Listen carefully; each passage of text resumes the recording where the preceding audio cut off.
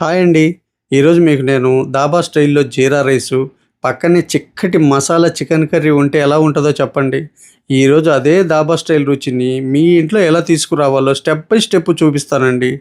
Dhaba style లాంటి taste రావటానికి కొన్ని చిన్న చిన్న టిప్స్ కూడా చెప్తానండి. యాజ్ టీజ్‌గా నన్ను ఫాలో అవ్వండి. మరి ఇంకెందుకు ఆలస్యం రండి వెళ్లి రెసిపీ చేసేద్దాం. జీరా రైస్ చేయడానికి ముందుగా ఒక బౌల్ తీసుకొని అరకిలో బాస్మతి రైసు. ఇప్పుడు ఈ బాస్మతి రైస్ని 1-3 సార్లు శుభ్రంగా కడుక్కుందాం.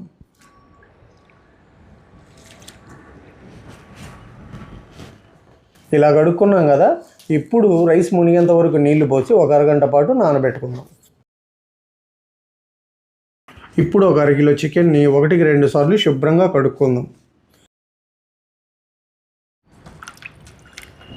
ఇప్పుడు ఈ చికెన్ ముక్కలు మునిగేంత వరకు నీళ్లు పోసి ఒక అర టేబుల్ స్పూన్ ఉప్పు కూడా వేసుకొని ఒక అరగంట పాటు నానబెట్టుకుంటే మనకు చికెన్ అనేది సాఫ్ట్గా వస్తుంది.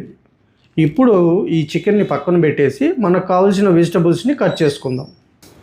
ముందుగా 3 మీడియం సైజు ఉల్లిపాయలని సన్నగా కట్ చేసుకుందాం.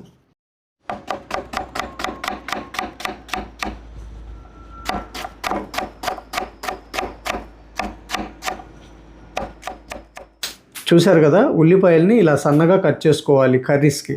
మనం ఈ కర్రీ చేసేటప్పుడు ఇలా సన్నగా కట్ చేసుకుంటే ఉల్లిపాయలన్నీ చక్కగా ఫ్రై అయ్యి మన ఈ ఉల్లిపాయ ఫ్లేవర్ అన్నది ముక్కకు పట్టి తినటానికి కర్రీ రుచిగా ఉంటుంది. ఇప్పుడు ఈ కట్ చేసిన ఉల్లిపాయలని ఒక బౌల్లోకి తీసుకుందాం.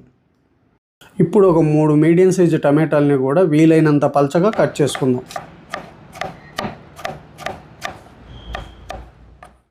చూస్తున్నారు కదండి, ఇలా పల్చగా కట్ చేసుకోవాలి. ఇప్పుడు వీటిని ఒక బౌల్లోకి తీసుకుందాం. అలాగే 4 పచ్చిమిర్చిని కూడా కట్ చేసుకుందాం. కొద్దిగా కొత్తిమీరను కూడా కట్ చేసుకుందాం.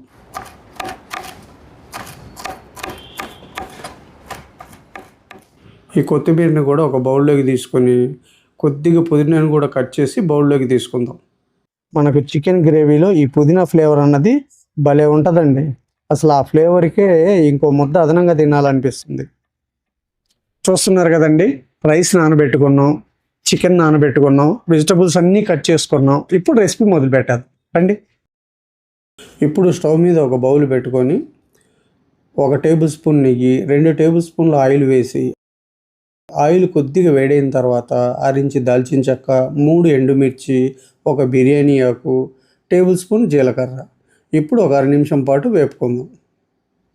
ఇలా వేపుకున్నాం కదా, ఇందులో మనం అరగంట ముందు నానబెట్టుకున్న బాస్మతి రైస్ని చుక్క నీళ్ళు లేకుండా వేసుకొని 1/2 టేబుల్ స్పూన్ ఉప్పు కూడా వేసి ఒక 2 నిమిషాల పాటు స్టవ్ని మీడియం ఫ్లేమ్లో పెట్టుకొని ఫ్రై చేసుకుంటే మనకు రైస్ అన్నది పొడి పొడిలాడుతూ వస్తుంది.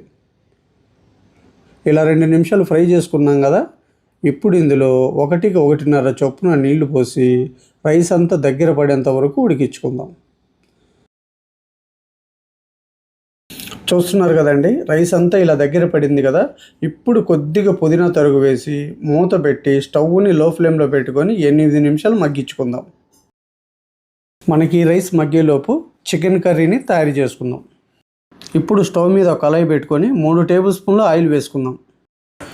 నాన్ వెజ్ కర్రీస్కి 1 టేబుల్ స్పూన్ ఆయిల్ అదనంగా వేసుకుంటే కర్రీ అన్నది త్వరగా డ్రై అవ్వకుండా ఉంటుంది, రుచిగా కూడా ఉంటాయి. ఆయిల్ కొద్దిగా వేడైన తర్వాత 1 ఇంచు దాల్చిన చెక్క, 2 లవంగాలు, 1 యాలక. ఇప్పుడు ఇందులోనే సన్నగా కట్ చేసిన ఉల్లిపాయ ముక్కలు.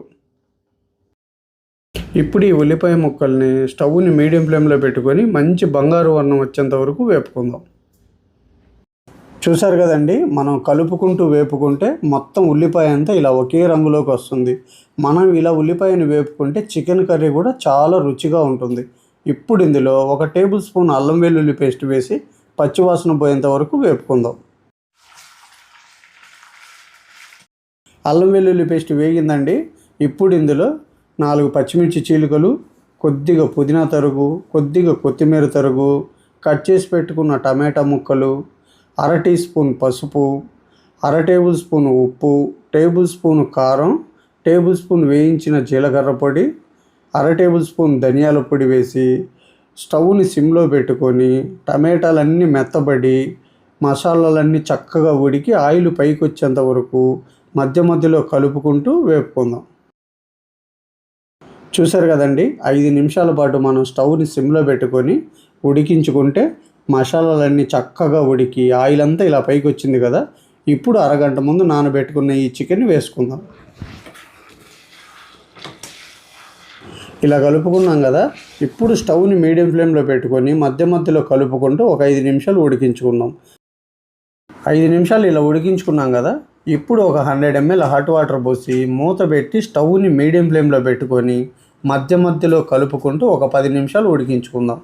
మనకి చికెన్ ఉడికేలోపు ఒక మిక్సీ జార్ తీసుకొని ఒక 20 జీడిపప్పు, 1 టేబుల్ స్పూన్ గసగసాలు, కొద్దిగా నీళ్లు వేసి వీలైనంత మెత్తగా గ్రైండ్ చేసుకుందాం. 10 నిమిషాలు ఇలా ఉడికించుకున్నాం కదా. ఇప్పుడు ఇందులో మనం గ్రైండ్ చేసి పెట్టుకున్న కాజు పేస్టు, ఒక 1/2 టేబుల్ స్పూన్ గరం మసాలా, ఒక రెబ్బ కరివేపాకు వేసి ఒకసారి బాగా కలిపి మూత పెట్టి స్టవ్ని లో ఫ్లేమ్లో పెట్టుకొని మరో 4 నిమిషాలు ఉడికించుకుందాం. 4 నిమిషాలకి చూడండి, చికెన్ అయితే గుమగుమలాడిపోతూ తయారైపోయింది. ఇప్పుడు కొత్తిమీర వేసుకొని స్టవ్ ఆఫ్ చేసుకుందాం. చూసారా, దాబా స్టైల్లో చిక్కటి గ్రేవీతో చికెన్ కర్రీ అయితే రెడీ అయిపోయిందండి. ఇక్కడ చూసారా, జీరా రైస్ అయితే కమ్మటి ఫ్లేవర్తో పొడిలాడుతూ ఎంత పర్ఫెక్ట్గా వచ్చిందో. మనం వేసిన వాటర్ కూడా కరెక్ట్గా సరిపోయినాయండి. యాజ్ టీజ్గా మీరు కూడా నేను చేసిన విధంగా ఇలా చికెన్ కర్రీ, ఇలా జీరా రైస్ ఒకసారి చేసి అది ఎలా వచ్చిందో నాకు కామెంట్ సెక్షన్లో చెప్పండి. వీడియో నచ్చితే లైక్ చేసి షేర్ చేసి మన ఛానల్ని సబ్స్క్రైబ్ చేసుకోండి. మళ్ళీ రేపు ఒక మంచి రెసిపీతో మీ ముందుకు వస్తా. Thank you.